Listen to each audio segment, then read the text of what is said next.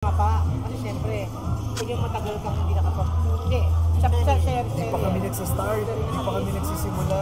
Oo nga eh. Congrats, Encho!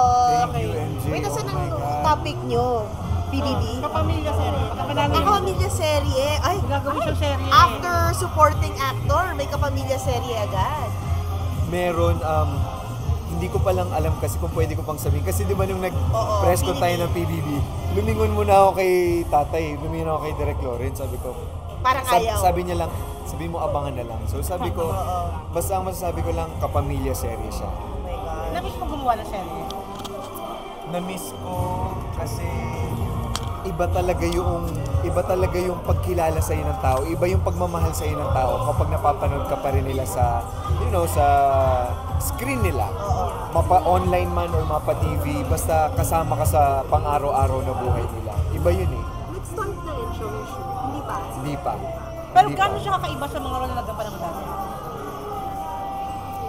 Parang ito yung role na masasabi ko na pwede kong sabihin kay Direk, may linya akong naisip, akong bahala dito sa eksena ko. Improve!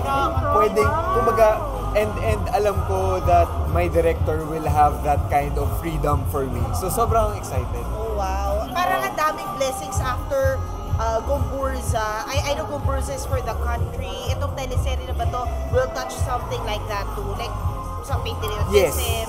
Yes, because the series has an advocacy in it. Oh, wow. Yes. So, masaya ako, excited ako, at saka ang pinaka-excited ako is lock-in kasi siya na setting pa rin. So, makaka-focus ka talaga sa trabaho. Wait lang, paano yun? Parang PBB. Yeah. Yun din yung tanong ko eh, pero basta available kami, pag nandito kami sa Manila, kailangan ko mag-PBB. Pero gano'n ka excited mo? Bakit magbubukas na yung bahay ni Kuya?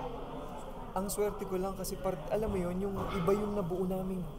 Hindi ko masasabi yung pamilya, paulit-ulit na sinasabi yun, nakabuo kami ng pamilya, pero ito talaga yung kahit wala kaming season for that year, nakikita kami, nagsasama kami. Kaya sabi ko, I'm just happy na regular, may dahilan kami mas lalo para mag-bonding at magsama-sama every time. And John, speaking of PBB, kasama mo dito si Kim Chiu, you're a good friend with Kim Chiu. So, how are you feeling na sobrang successful ang acting nila with Paula Belino sa mga palabas nila and out of the world?